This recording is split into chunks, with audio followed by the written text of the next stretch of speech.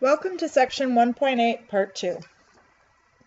We're going to continue doing conversions. And so here in this question, it's talking about how many liters are in 3.45 milliliters. So what we have is 3.45 milliliters, and what we want is the units in liters. So, do you know a conversion between milliliters and liters? Well, this is a metric conversion. You'll notice we're not going from any English to metric unit. It's only within the metric system. And so some of you might say there are 1,000 milliliters in 1 liter, or that 1 liter is 0.001 milliliters is 1 liter. So what we'll find is this conversion not correct. You want to say one of the prefixed unit is equal to the multiplier that prefix equals. So milli is 1/1000th, and then put that in front of your base unit.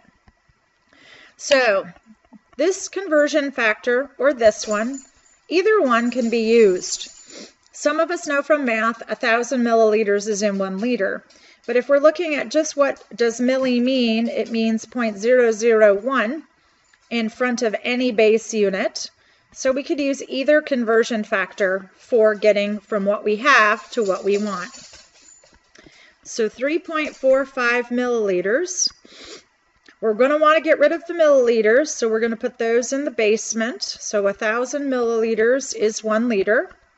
Milliliters cancel, and so mathematically we'll take 3.45 divided by 1,000, and so we're going to get 0.00345, and that's liters. There are 3 significant digits in the number that we have, an infinite number of significant digits in our conversion factor, so we'll have 3 significant digits in our answer. So I've converted all of these things, so we're just going to go through those. And so we could look at 2.44 meters. How many centimeters is that? And so if we're looking at analyzing the problem, of course we want to convert in from meters into centimeters. And so some of you may know there are 100 centimeters in 1 meter, or 1 centimeter. Centi means 0.01, and because it's in front of the M for meters, we'll put meters here. So you can use either conversion factor. So this is for our snake here. And so we are going to write down our conversions, hopefully. So what we have here are 2.44 meters. 100 centimeters is a meter. We're putting the meters in the basement. And we get 244 centimeters as our answer.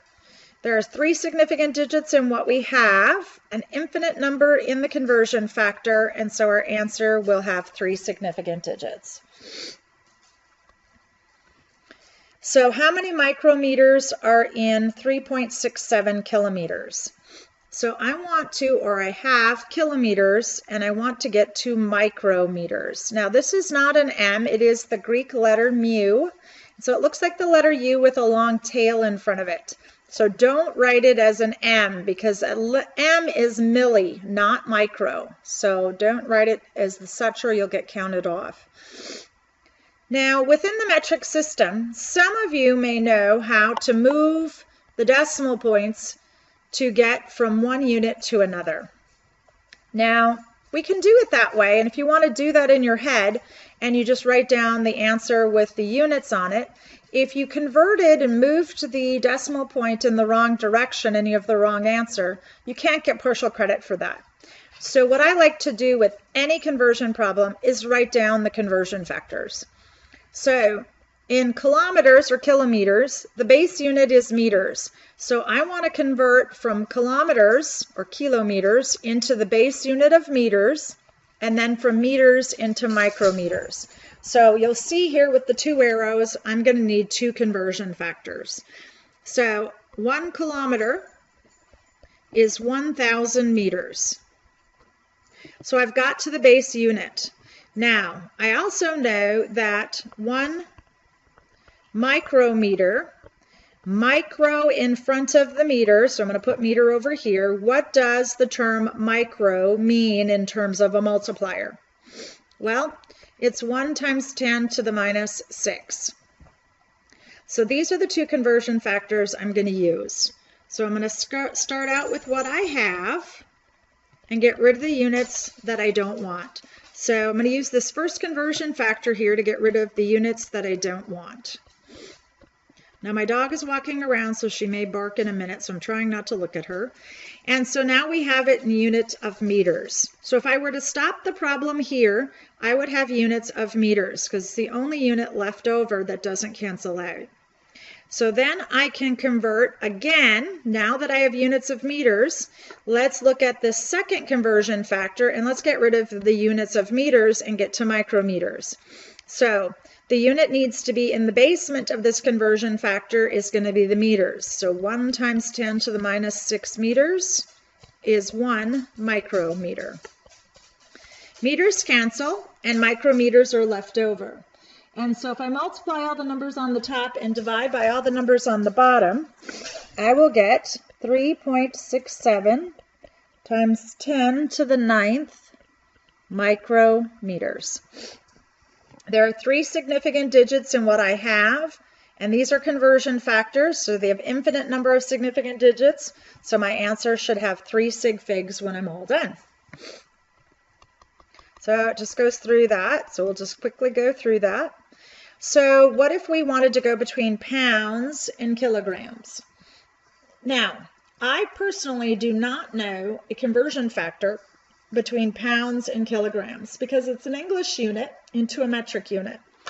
And so we could look at our conversion factor sheet that we're going to get on the exams, or if we do look at that, it will talk about 1 kilogram is 2.20 pounds.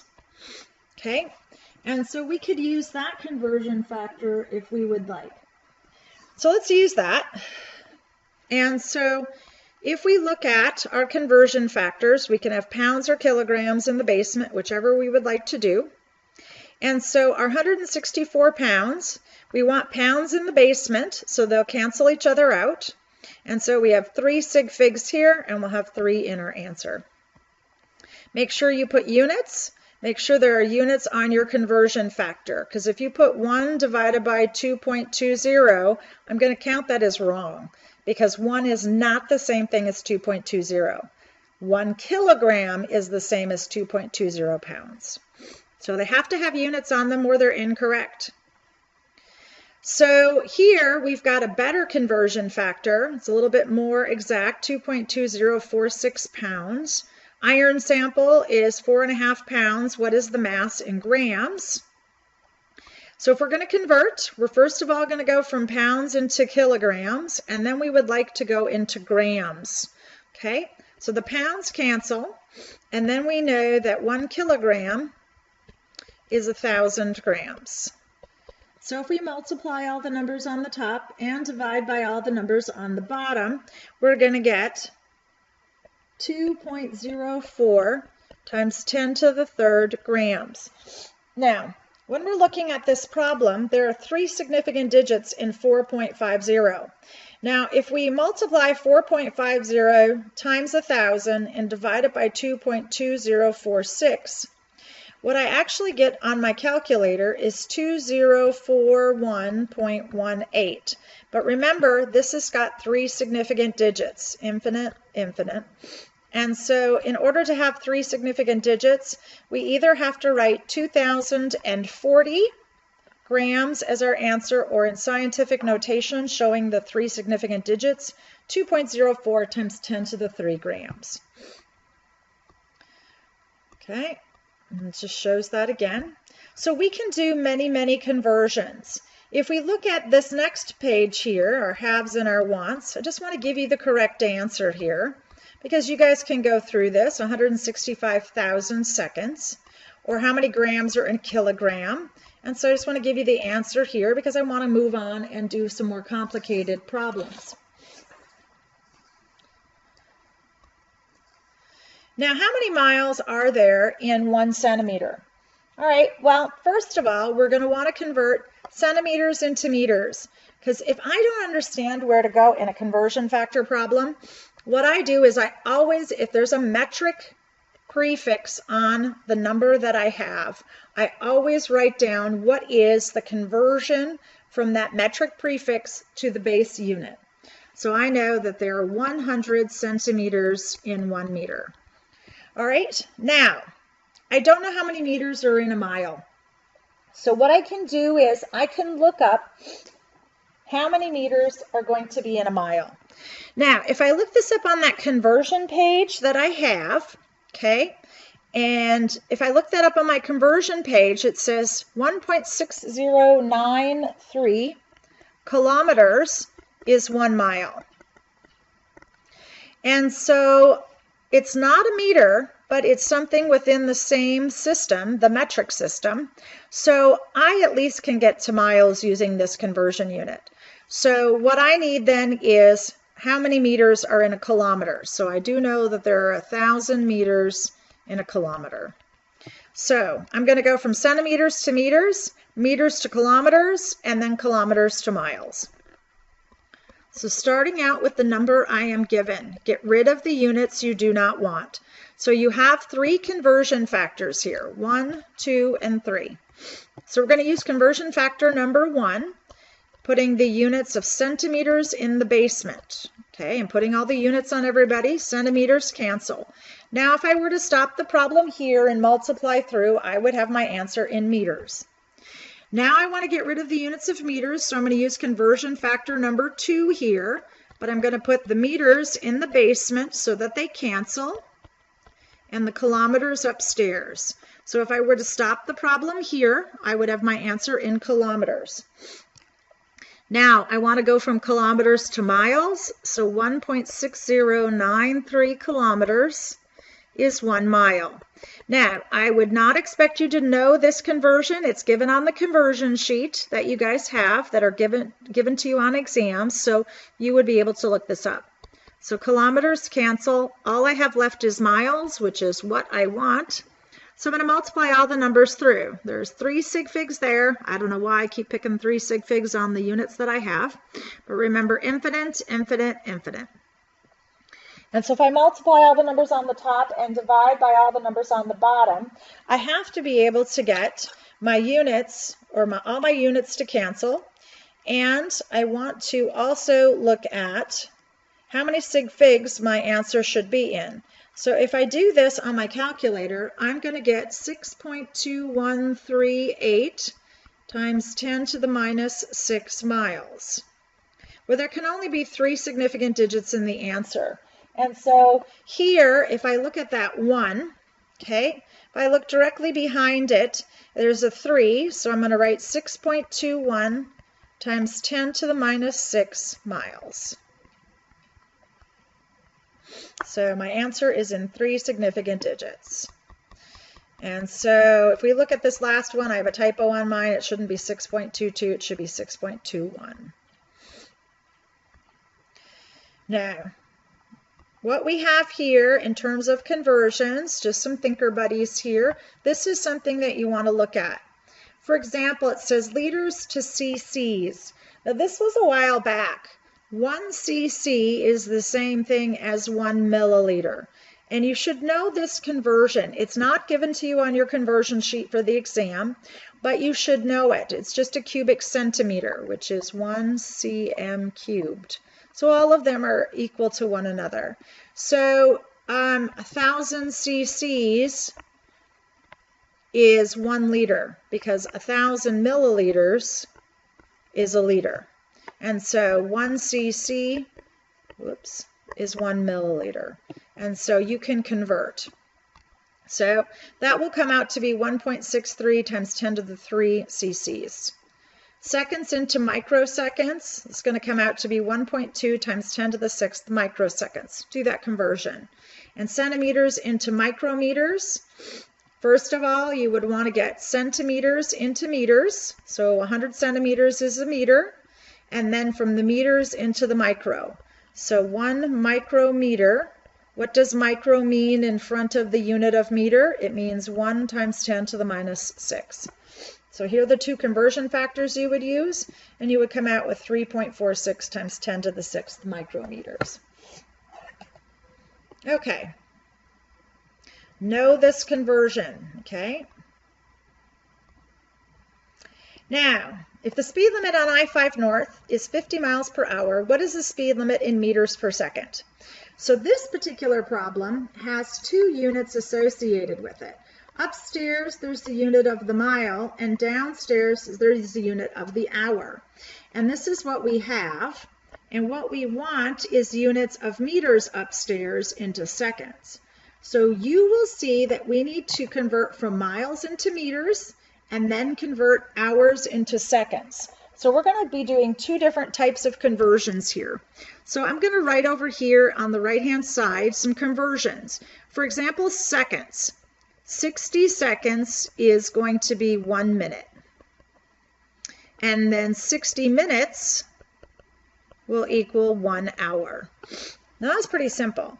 But finding the conversions in your head sometimes, you can look at someone doing it, but until you practice it, it's not going to really be common sense. So some of these problems might look very simplistic to you, but try some in mastering, because I can guarantee you when you're home alone and trying to do conversions, you will go, which conversion do I use? It looked so easy when Heather did it. Now I need miles into meters, and we've done something similar to that. We knew that 1.6093 kilometers was 1 mile. So I looked that up on the conversion sheet that I get on the exam. So I know I can go from miles into kilometers. Well then, in order to get into meters here, I do know that there are 1,000 meters in 1 kilometer. So these are the conversions I'm going to use. So I always convert the number on top first, the units, and get rid of them that I don't want. But you can do whatever you want to do. You can convert the basement unit first if you want. I'm going to get my eraser out here because I want to get rid of some of this stuff. So sorry, we're going to, see it back again. But we need to kind of get rid of it, so I got some space here. I need to get rid of miles. So we're going to use that conversion factor that was 1 mile. Whoops. I almost did it upside down. 1.6093 kilometers. And this is why you want to write things down, because you'll notice I almost wrote the kilometers in the basement. So miles cancel. And if I were to stop right now, I have kilometers per hour. Hours in the basement. Now I want to get kilometers into meters.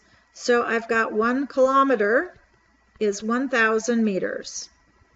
So now if I were to stop this problem, it would have meters per hour.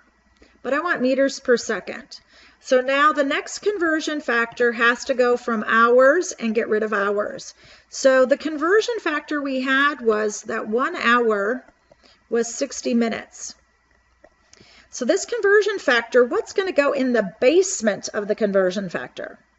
If you put hours down here, hours won't cancel because hours and hours in the basement do not cancel.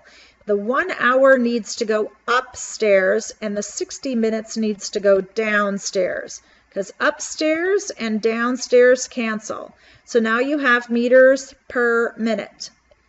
And so we'll use our last conversion factor that says 1 minute, whoops, I almost did it upside down again, is 60 seconds. So minutes cancel, and now you have meters per second in the basement. That's what per means.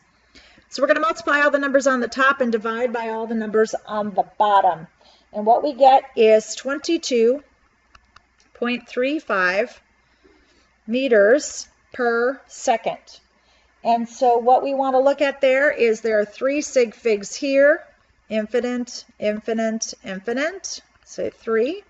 So our answer is 22.4 meters per second. So you could have converted the hours first and done these two conversions first and then converted to meters. It's either way, okay?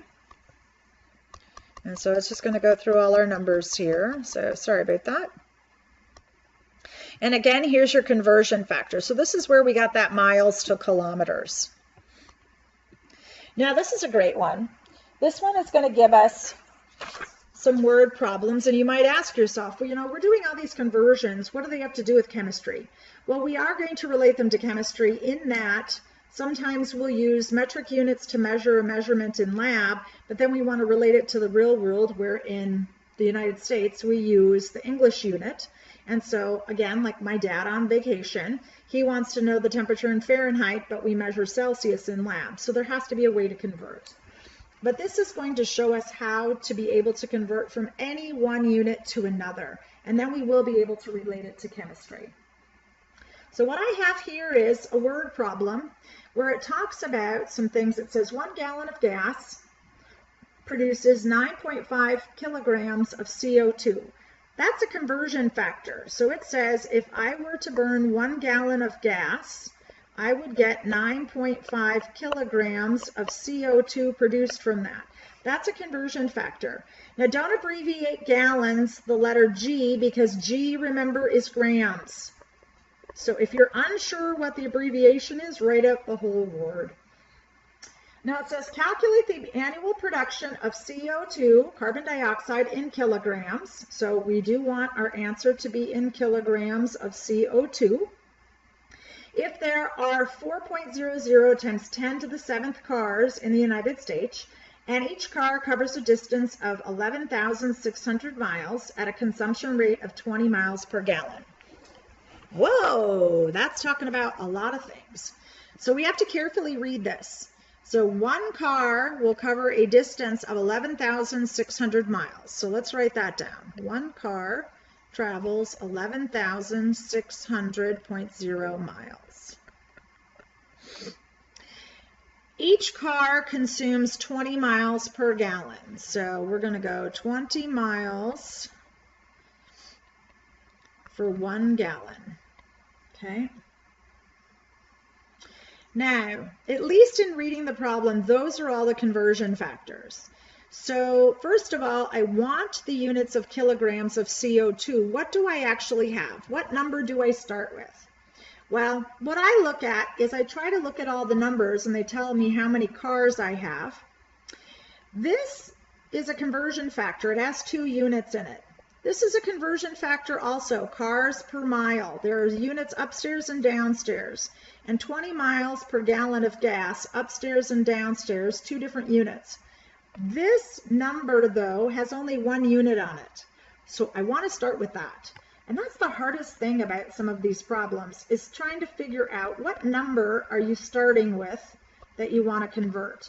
I always try to look for the number that only has 1 unit in it. So 4 times 10 to the 7th cars. So let's get rid of units of cars. So if we look over here, we have conversion number 1, 2, and 3.